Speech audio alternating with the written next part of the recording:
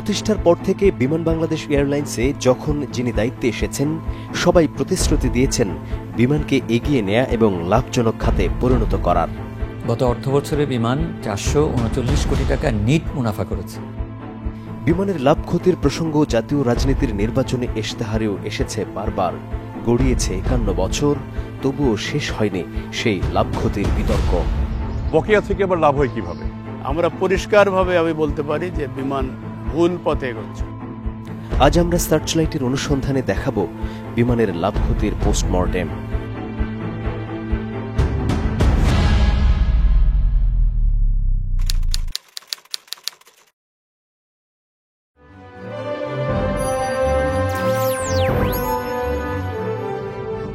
দেশের অভ্যন্তরীণ সব রুটে ফ্লাইট চালানোর পাশাপাশি মধ্যপ্রাচ্য, এশিয়া, ইউরোপ ও উত্তর আমেরিকায় পাড়ি জমিয়েছে বিমান বাংলাদেশ এয়ারলাইন্স। সংস্থাটির লক্ষ্য 2030 সালের মধ্যে এশিয়ার সেরা 10টি এয়ারলাইন্সের একটি হিসেবে বিশ্বমান অর্জন করা। আমাদের ভবিষ্যতে আমাদের এই অঞ্চল, এই যে বাংলাদেশ, যোগাযোগের একটি কেন্দ্রবিন্দু হবে, একটি বিশেষ করে এভিয়েশনের একটি হাবে পরিণত হবে। এটি আমরা মাথায় রেখেই মাননীয় প্রধানমন্ত্রীর যে সুদূর প্রসারী চিন্তাভাবনা, উন্নয়ন পরিকল্পনা, এটার সাথে অ্যালাইন করেই আমরা বিমানেরও একইভাবে কর্মপরিকল্পনা এবং আমাদের নিকটবর্তী এবং মধ্যবর্তী এবং দূরবর্তী পরিকল্পনা নিয়ে আমরা কাজ করছি।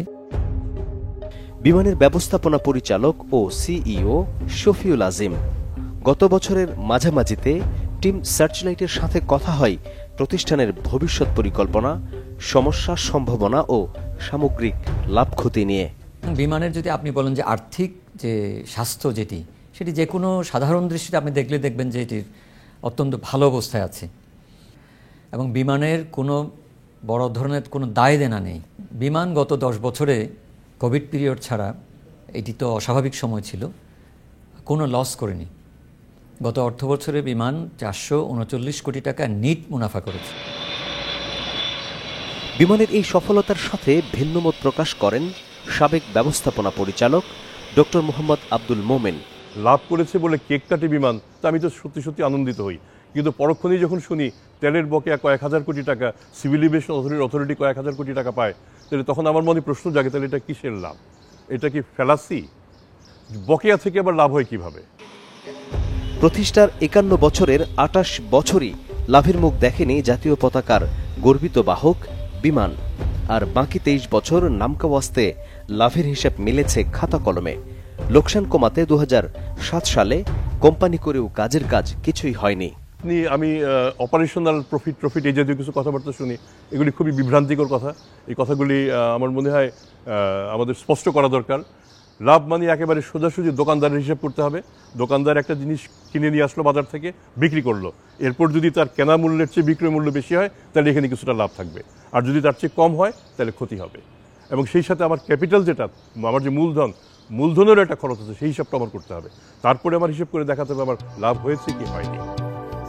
বিমানের সাবেক এই ব্যবস্থাপনা পরিচালকের কথার সূত্র ধরে আমরা বিমানের লাভ লসের ভেতরের রহস্য খুঁজে বের করার চেষ্টা করি। এক পর্যায়ে বিমানের আর্থিক হিসাবের বেশ কিছু নথি আমাদের হাতে আসে। রুটভিত্তিক লাভ লোকসানের পরিসংখ্যানে দেখা যায় বিমান সবচেয়ে বেশি লোকসান করে ঢাকা ম্যানচেস্টার রুটে। 2022-23 অর্থ বছরে 151টি ফ্লাইট পরিচালনা করে বিমান এই এক রুটেই লোকসান করেছে প্রায় 250 কোটি টাকা। যদিও 2012 সালে লোকসান ও এয়ারক্রাফট স্বল্পতায় বন্ধ রাখা হয়েছিল ম্যানচেস্টার রুটের ফ্লাইট। ম্যানচেস্টার রুটে ফ্লাইট চালুর পর থেকে কখনো লাভের মুখ দেখেনি বিমান বাংলাদেশ এয়ারলাইন্স। বিপুল পরিমাণে এই লোকসান করে কেন ফ্লাইট পরিচালনা করা হচ্ছে তারও কোনো সদুত্তর নেই বিমানের কাছে। 2021 সালে দ্বিতীয় দফায় ফ্লাইট চালুর পর আবারও বিপুল পরিমাণে লোকসানের মুখে পড়ে সংস্থাটি। বিমানের অডিট সংক্রান্ত সাব কমিটির 43তম সভাতেও এই বিষয়টি উঠে এসেছে। প্রায় 12,500 কিলোমিটার দূরত্বের বিরতিহীন 17 ঘন্টার ঢাকা টরন্টো রুটে গত অর্থ বছরে লোকসানের পরিমাণ প্রায় 130 কোটি, যদিও বর্তমানে লাভের কথা বলা হচ্ছে এই রুটে। মধ্যপ্রাচ্যকে বলা হয় বিমানের রেভিনিউ জেনারেটিং রুট। প্রবাসী বাংলাদেশিদের একটা বড় অংশ থাকেন এখানে। অথচ কুয়েত, আবুধাবি, শারজা, দুবাইয়ের মতো জনপ্রিয় রুটেও লোকসান গুনতে হয় বিমানকে বছরে প্রায় ৩৮০ কোটি টাকা। তবে এই লোকসানের কোনো যুক্তিই দেখেন না বিমানের সাবেক এই ব্যবস্থাপনা পরিচালক। বাংলাদেশ বিমান এখন আমি বলবো এখন যে অবস্থা আছে এবং এর পার্টিকুলারলি এয়ারক্রাফট পরিস্থিতি যা, তাতে বাংলাদেশ বিমানের লাভজনক হওয়া ছাড়া মাঝামাঝি কোনো পথ নাই। এখনও আমি একটু জোর দিয়ে বলি, বাংলাদেশের যে ক্যাপটিভ প্যাসেঞ্জার আছে বাংলাদেশ বিমানের, আমি যদি সেই ক্যাপটিভ শব্দটাকে বাদ দিয়ে দিই, তারপরেও বাংলাদেশ বিমানের মতো 3টা এয়ারলাইন্স ঢাকায় থেকে ভালোভাবে চলতে পারবে এবং লাভ করে যেতে পারবে। বিমানের সবচেয়ে ব্যবসা সফল রুট হচ্ছে ঢাকা জেদ্দা। গত 1 বছরের হিসেবে দেখা যায় ঢাকা জেদ্দা রুটে 5 শতাধিক ফ্লাইট পরিচালনা করে বিমানের লাভ হয়েছে 100 কোটি টাকা। এভিয়েশন বিশেষজ্ঞদের মতে বিমানের লাভজনক এই রুটগুলো এখন প্রবল ঝুঁকিতে। কারণ কাতার, কুয়েত, নাজ, ইথিওপিয়ান ও ইজিপ্ট এয়ারের মতো অন্তত 10টি জনপ্রিয় এয়ারলাইন যাত্রীদের নানা সুযোগ সুবিধা নিয়ে এখন বাংলাদেশে আসছে, যদিও এসব নিয়ে তেমন কোনো ভাবনা নেই বিমান কর্তৃপক্ষের। ছোট বড় 21টি এয়ারক্রাফট নিয়ে 22টি আন্তর্জাতিক রুটে ফ্লাইট পরিচালনা করছে বিমান বাংলাদেশ এয়ারলাইন্স। অনুসন্ধান বলছে এই 22 রুটের 16টিতে লোকসান গুনছে প্রতিষ্ঠানটি। 6টি রুটে লাভের পরিমাণ 375 কোটি টাকা হলেও 16টি রুটে পরিচালনগত লোকসানের পরিমাণ প্রায় 1200 কোটি টাকা। বিমান প্রতিষ্ঠা হওয়ার পর থেকেই গত 51 বছরে এই লোকসানের চিত্র প্রায় একই। 2022-23 অর্থ বছরে লাভ 28 কোটি টাকা। বার্ষিক এই রিপোর্টে লাভের অঙ্কটা আসলো কোথা থেকে, দেখুন একটা বিরতির পর।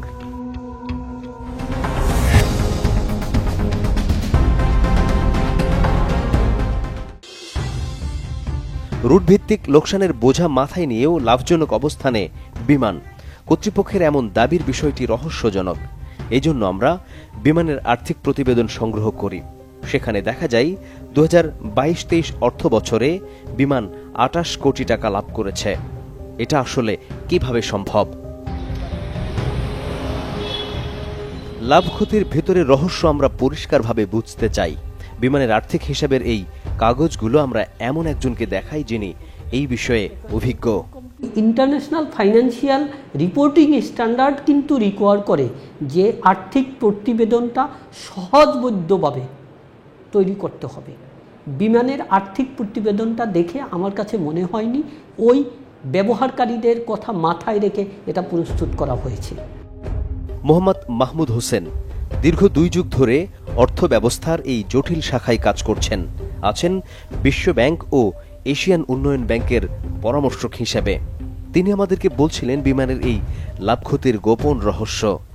যদি সেগমেন্ট রিপোর্টিং করা হতো তখন কিন্তু দেখা যেত যে এই মেইন অ্যাক্টিভিটি থেকে কত পরিমাণ লস হলো এবং অন্য যেগুলো অ্যাক্টিভিটি বিমান করে, যেমন এটা রাষ্ট্রীয় ন্যাশনাল ক্যারিয়ার হিসাবে গ্রাউন্ড হ্যান্ডেলিং করে, এটা কিন্তু সব এয়ারলাইন্স কিন্তু করে না। তো কাজে এই প্রফিটটা এটার মধ্যে ক্লাবিং করে দিয়ে অন্যরকম একটা চিত্র দেখানো, এটা কিন্তু অনেকটা রিপোর্টের উদ্দেশ্য অর্জন হয় না, যেটা এখানে করা হয়েছে।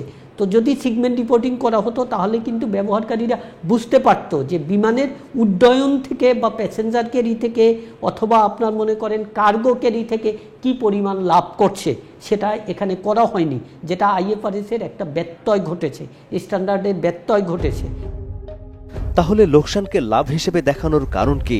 প্রশ্ন ছিল মাহমুদ হোসেনের কাছে। আমরা একটা টেকনিক্যাল টার্ম ইউজ করি যে উইন্ডো ড্রেসিং, যেটা বাংলায় বলা যায় যে যা নয় তাই আপনার প্রতিবেদন করা বা প্রকাশ করা। তো এখানে কোন উদ্দেশ্যে ওনারা করেছে এটা ওনারা ভালো বলতে পারবে, বাট রিপোর্টটা দেখে বোঝা যায় যে এখানে যা নয় তাই প্রকাশিত হয়েছে। এবার দেখাবো কিভাবে লাভের অঙ্ক মেলায় বিমান।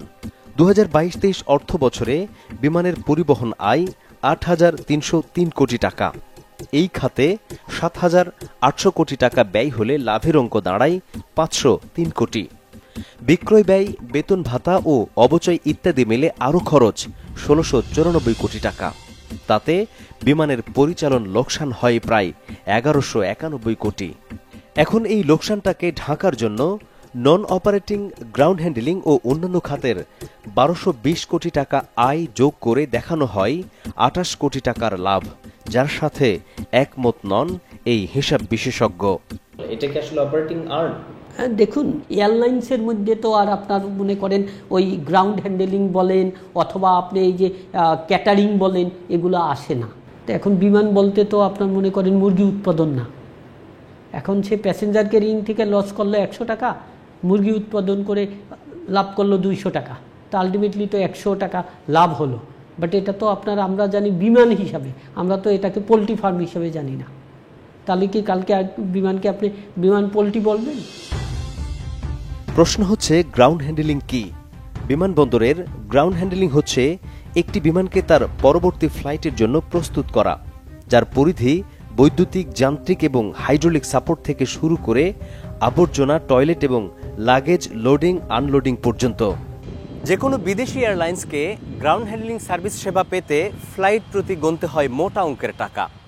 গেল বছর এই গ্রাউন্ড হ্যান্ডলিং সার্ভিসের খাত থেকেই বিমান আয় করেছে প্রায় ১২১৮ কোটি টাকা।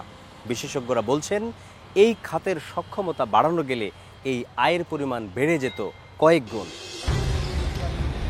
বিশ্বের অন্য দেশে গ্রাউন্ড হ্যান্ডলিং কিভাবে পরিচালিত হয় জানবো এভিয়েশন বিশেষজ্ঞ মোহাম্মদ জালাল উদ্দিনের কাছে, যিনি দীর্ঘ ৩ দশক কাজ করেছেন বাংলাদেশ সিভিল এভিয়েশনে। বাংলাদেশে যেভাবে এয়ারক্রাফটের গ্রাউন্ড হ্যান্ডলিংটা করা হয়, এইভাবে পৃথিবীর আর কোনো দেশে করা হয় না। আমি নিজে দেখেছি দুবাইতে এবং সিঙ্গাপুরে।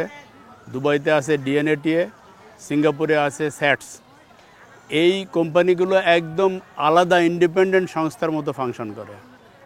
তবেই তো শুধু তাদেরকে বৎসর শেষে সেই কোম্পানির কর্মতৎপরতা, অপারেশনাল বেনিফিট এবং পারফরমেন্স কেমন ছিল সেটা বের করা সম্ভব হবে।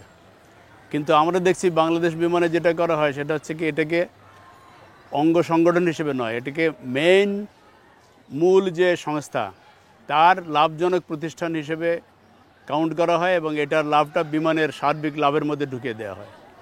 তো সেটা কি দাঁড়াচ্ছে আলটিমেটলি, এটা তুলনা করতে গেলে ওই যে সোনার ডিম পাড়া হাঁসের মতো হয়ে যায়। অ্যান্ড বিমান করছে কি, অন্য যত খাতে লস আছে সেগুলোকে ঢাকার জন্যে গ্রাউন্ড হ্যান্ডলিংয়ের ইনকামটাকে ফোকাস করে বিভিন্ন লিড নিউজ করে এটাকে প্রচার করা হয়, যেটা জনগণকে এবং অ্যাভিয়েশন সম্পৃক্ত যাত্রীদেরকে ধোঁকা দেওয়া ছাড়া আর কিছু না। কিভাবে নির্ধারণ করা হয় বিমানের নতুন গন্তব্য? কতটা লোকসান করে বিমানের ফ্লাইট চলছে এসব গন্তব্যে? দেখুন আরেকটা বিরতির পর।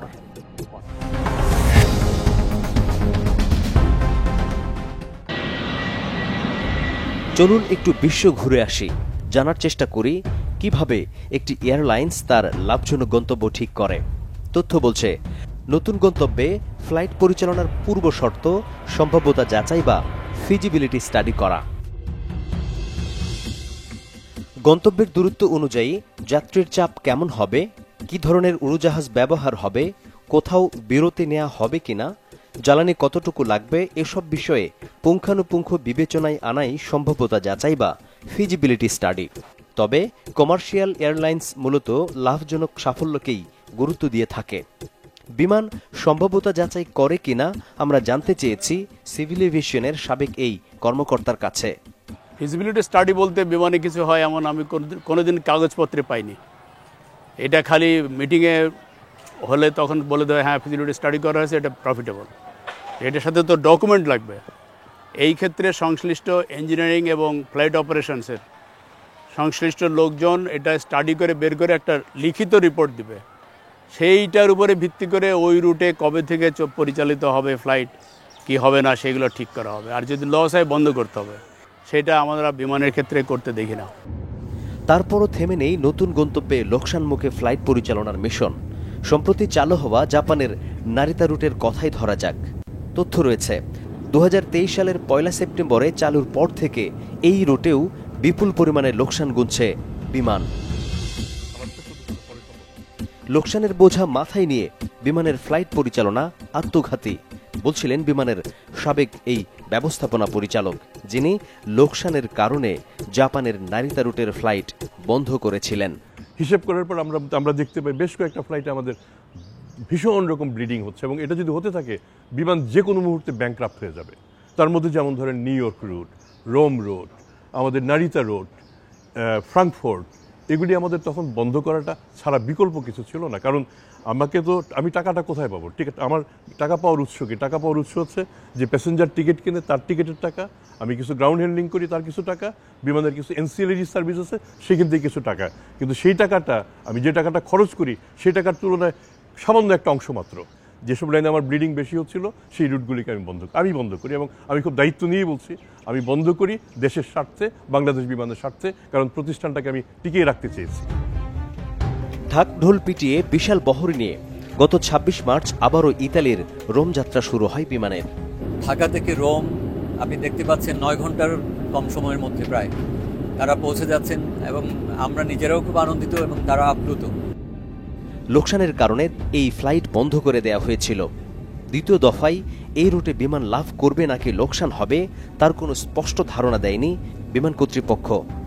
এমন লুকোচুরি নিয়ে উদ্বেগ প্রকাশ করেন বিমানের সাবেক ব্যবস্থাপনা পরিচালক ডক্টর মোমেন। আমি কার টাকা ধ্বংস করছি, কার টাকা লস হচ্ছে? এ তো আমার দেশের মানুষের টাকা। সেই টাকা এই লস করার অধিকার আমাকে কে দিয়েছে? যদি ব্যবস্থাপনা খারাপ হয় তাহলে সবচেয়ে খারাপ অবস্থা হবে। যদি ম্যান বিহাইন্ড দ্য মেশিন খারাপ হয় তাহলে আরও কম খারাপ হবে। মেশিন খারাপ হলে আপনার মেশিন ঠিক করার একটা বন্দোবস্ত আছে, এটাতে খুব বেশি ক্ষতি হবে না। কিন্তু সবচেয়ে বড় ক্ষতি হবে যদি আপনার উপরি ব্যবস্থাপনা যদি খারাপ হয় তাহলে সর্বনাশ হবে। এবং আমার ধারণা বিভিন্ন জায়গায় আমরা এই ধরনের কিছু কিছু সর্বনাশ করেও যাচ্ছি। গোপন সূত্রে জানা যায় বিমান ইতালির রোম রুটে নামকাওয়াস্তে যে সম্ভাব্যতা যাচাই করেছে তাতে ফ্লাইট প্রতি লোকসান হবে মোটা অঙ্কের টাকা। এরই মধ্যে যাত্রীর অভাবে বাতিল করা হয়েছে একাধিক ফ্লাইট। দিন দিন বিমানের লোকসানের পাল্লা যেভাবে ভারী হচ্ছে তাতে বিমানের ভবিষ্যৎ ভালো দেখেন না এই এভিয়েশন বিশেষজ্ঞ। এটা বলতে একটু দ্বিধা নেই যে বিমানের রিক্রুটমেন্ট, পাইলটদের অদক্ষতা, তারপরে বিভিন্ন রুট স্টেশন খোলা,